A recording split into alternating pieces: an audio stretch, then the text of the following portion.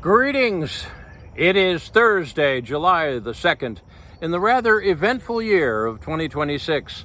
I'm Thomas Caldwell of the Aurelian Column, and this is the Midweek Report. Well, the day is finally here. Happy birthday, America. 250 years of a rather interesting history. July the 2nd? Yes, July the 2nd. This is the day the Continental Congress in Philadelphia back in 1776 actually voted and passed the legislation, such as it was, to become an independent collection of states. This is the day. They spent the next day putting all the media together. They worried about that back then too, stuff going to the printer. And on July the 4th, they announced it. John Adams, one of the founding fathers, the second president of the United States, said July the 2nd is going to be a big day of celebration in the future. He predicted that. He got it off by a couple of days. I've always thought that we should have a 3-day holiday, July 2nd, July 3rd, and July 4th. July 2nd being Declaration Day. July the 3rd being Alliance Day, where we celebrate all the alliances that made our independence and our future survival possible. The French, they need a little bit of celebration sometime. And then the 4th, we would have Independence Day. That would give us a whole block of holidays. One could wish. But this year, it's a bit different. Now, the United States is the furthest thing today than it was 250 years ago from what was envisioned by the men who got together and did the impossible, which was to separate from a superpower. Really, that's what they did. They separated from the global superpower. That would be like a handful of states out west separating from the United States today. Possible? Never know. But highly unlikely. And why did that happen? Well, you can get into all sorts of debate and discussion, but at the end of the day is just people had had enough of what they thought was nonsense and tyrannical behavior. Now, you can debate whether or not it was so bad or not. It doesn't really matter. But the thing that you want to consider is that they thought they'd had enough. Come forward 250 years, and Americans and also Europeans have come to the conclusion, in most places, not many, most, that we've had enough. There's a movie out, which I discussed on Monday. It's called Citizen Vigilante. Now, I've seen the movie from a purely cinematic perspective. It's not fantastic. It has its moments, but realistically, that's not the point. The point of the movie is that it's now allowing the discussion of something key to our survival, and that is whether or not the United States, Western civilization as a whole, allow the invasion of millions upon millions upon millions of people who are here, who are not able to partake in our way of thinking. There's nothing wrong with different people coming into the United States. I mean, let's face it, Italians came in, people hated them, but how many people dislike pizza these days? Or the Chinese who came in mass and helped build the railroads. A lot of them stayed behind, and actually, a lot of them started up pretty fascinating communities. Many went on to be top scientists. A long time ago. Fascinating stories about all the different peoples that have come to the United States. But the one thing that they all did was they acclimated. I saw a video not too long ago about a man who came from the Philippines, and he joked about it. He said, why can't people just acclimate? Because when my people came here, the first thing we stopped doing is eating dogs. Didn't go over too well. So they embraced hamburgers like everyone else. Right now, we are under threat. not even under threat. We're being attacked. Women are being brutalized. Children are being trafficked. It's horror. We are way past the point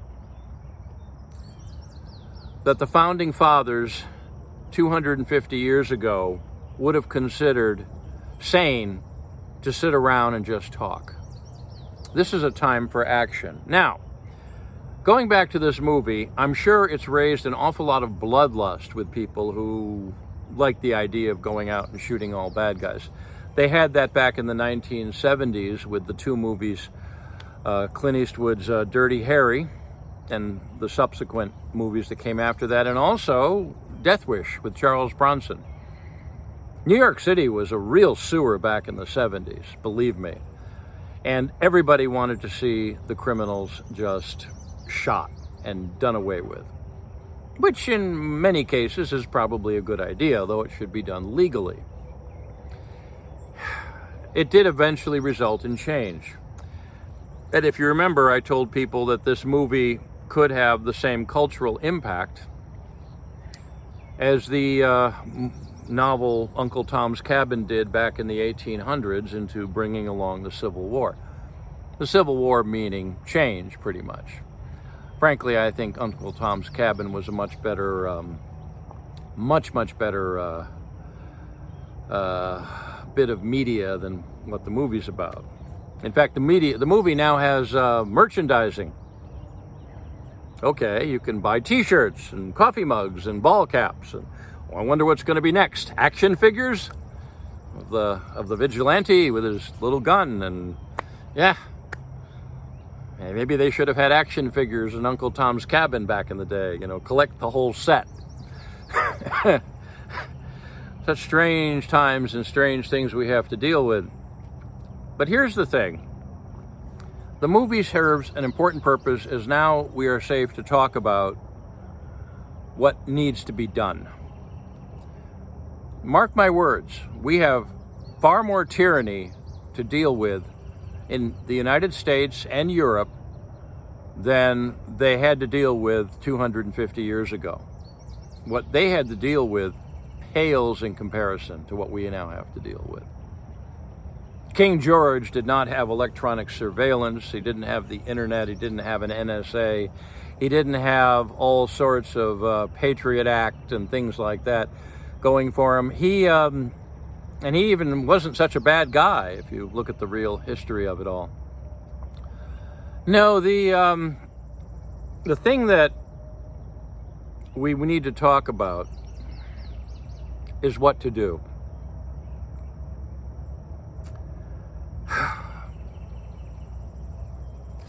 Going around and just randomly killing people is not going to work. For one thing, it's wrong. And two, I'm a little bit early right now, sorry. The tyrants amongst us are ready for that. No. We have to do something more important. We have to do something much more deadly. We have to do something much more ruthless, and that is to get together and meet face to face and discuss. To talk. I don't have all the answers. Nobody does. And if you ever notice, the person that claims to have all the answers is usually responsible for just about all the problems. No. Over the next few days, Americans are going to be celebrating the 4th of July, Independence Day. And there are many Europeans who have shown up on our shores for this World Cup soccer thing. Sorry, I don't follow soccer and don't particularly find it interesting, but they're here and they seem to find us fascinating and not what they've been taught. They think we're friendly, and we are for the most part. Americans tend to be very nice people, most of us. It's only the small criminal element that you see in the headlines. Be careful of the food, though. It's not as healthy as you think. But they're going to be here congregating with us. We're going to be here. So invite a few Europeans to your July 4th celebration if you have the opportunity, and talk about the threat to our civilization, the threat to our people, our children, our daughters, our way of life. And what can be done about it? Just go from there. I guarantee you the tyrants who are at the head of our affairs are not going to like that. And that's good. They can't do anything about it because they still have to operate within a certain set of rules. But we can talk about anything we want. Within reason, of course.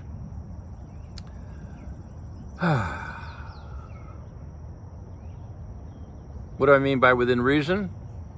Now, you wonder why I paused there. Well, if you get together with someone and one of the people in your group suddenly says, we should go off and do XYZ, which is an act of terrorism by any definition. If none of you say anything, you can actually be complicit in what's called conspiracy. At least that's the general understanding. Don't get caught up in the emotion of primitive bloodlust. That's not how you win. Back in 1776, they were not in Philadelphia screaming how they wanted to kill, kill, kill, and destroy, destroy, destroy. No, they were very, very measured and very, very smart in how they proceeded with things. And they eventually won. Rash action does not victory lead to. Thoughtful, considerate, civilized. That's what you want to be. If we don't do something, we won't make it to the year 300 in terms of anniversary, let alone much further on. The U.S. is in danger right now. Europe is being murdered before our eyes. So it's time that we do something about it. But do. That's the optimal word. So this weekend, I wish everybody a very happy 4th of July, or today, which is the real Independence Day. It doesn't matter. Have a lot of fun. Make some European friends. Bring them into the conversation. You can use this movie as a pretext, but the movie is a fantasy, not real. Real is what is needed, now more than ever. That's it for today.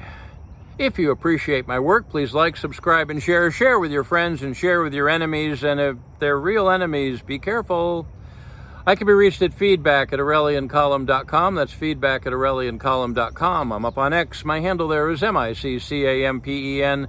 That's MICCAMPEN. This podcast originates at Substack. My handle there is aureliancolumn.substack.com. Until we meet again, be good, be safe, be vigilant. And remember, Clown World, the deep state, and AI, artificial intelligence, must be destroyed. And to my fellow Virginians and the rest of America, from sea to shining sea, sic semper tyrannis. Good day.